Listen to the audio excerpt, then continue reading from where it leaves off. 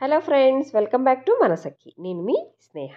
ఎప్పట్లాగే ఈరోజు కూడా ఒక సరికొత్త రెసిపీతో మీ ముందుకు వచ్చేసాను. ఈరోజు మన రెసిపీ ఏంటంటే హోటల్ వాళ్ళు అన్ని రకాల టిఫిన్లోకి సెట్ అయ్యేలాగా చేసే రెడ్ చట్నీ అండి. చాలా సులువుగా, చాలా టేస్టీగా చేసేసుకోవచ్చు మనం ఇంట్లోనే. ఇంకెందుకు లేట్ మరి, ఇది ఎలా తయారు చేయాలో ప్రాసెస్లోకి వెళ్ళిపోదామా.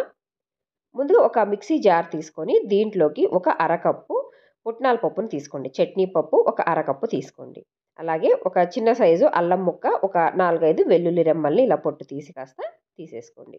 ఇప్పుడు ఒక పావు కప్పు కొబ్బరిని దీంట్లోకి యాడ్ చేసుకోండి. ఇలా చిన్నగా ముక్కలు చేసుకొని వేసుకోండి. అలాగే ఒక 4, 5 బ్యాడగి మిరపకాయలండి. కాశ్మీరీ రెడ్ చిల్లీ ఉంటుంది కదా, బ్యాడగి మిరపకాయలు కారం తక్కువ ఉంటాయి, రంగు ఎక్కువ వస్తుంది. అది ఒక 4 వేసుకోండి. అలాగే ఒక గుంటూరు మిరపకాయ వేశాను కారం కోసము. ఇక్కడ కారం అన్నది మీ టేస్ట్‌ని బట్టి మీరు గుంటూరు మిరపకాయ అన్నది యాడ్ చేసుకోండి.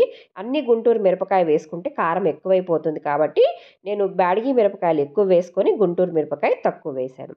ఆ తర్వాత ఒక 2, 3 రెమ్మలు చింతపండు, ఒక అర టీ స్పూన్ వరకు బెల్లము, కాస్త ఉప్పు వేసుకోండి. బెల్లం వేసుకోవటం వల్ల అన్ని టేస్టుల్ని బ్యాలెన్స్ చేసి మనకి చట్నీ అనేది చక్కటి టేస్ట్ వస్తుంది. అందుకే నేను బెల్లం వేశాను. ఉప్పు చూసుకొని మీ టేస్ట్ తగ్గట్టు వేసుకోండి.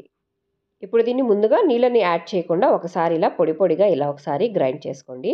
ఇలా అంతా పొడి పొడిగా గ్రైండ్ అయిన తర్వాత ఇప్పుడు దీంట్లోకి సరిపడా కొంచెం వాటర్ యాడ్ చేసుకొని మెత్తగా అయ్యే వరకు కూడా దీన్ని గ్రైండ్ చేసుకోండి. వాటర్ కన్సిస్టెన్సీ అన్నది మీ ఇష్టం అండి. మరీ పల్చగా అయితే బాగోదు ఈ చట్నీ.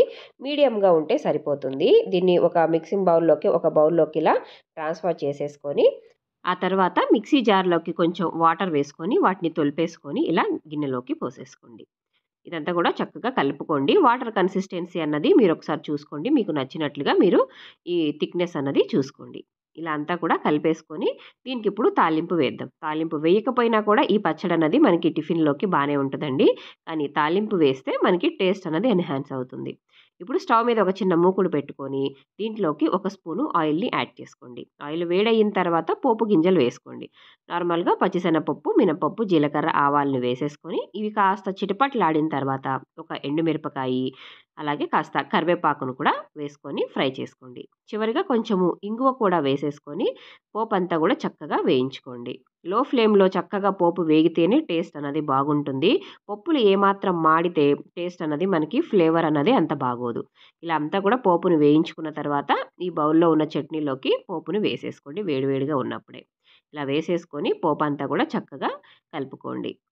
ఇంతేనండి. మనకి ఎంతో ఈజీగా మనకి టిఫిన్‌లోకి చట్నీ అన్నది రెడీ అయిపోయింది. ఇడ్లీ, దోస, బోండా, పునుగులు దేంట్లోకైనా కూడా ఈ చట్నీ అన్నది చాలా బావుంటుంది. మీరు కూడా ట్రై చేసి టేస్ట్ ఎలాగుందన్నది నాకు కామెంట్ బాక్స్‌లో కామెంట్ చేయటం మర్చిపోకండి.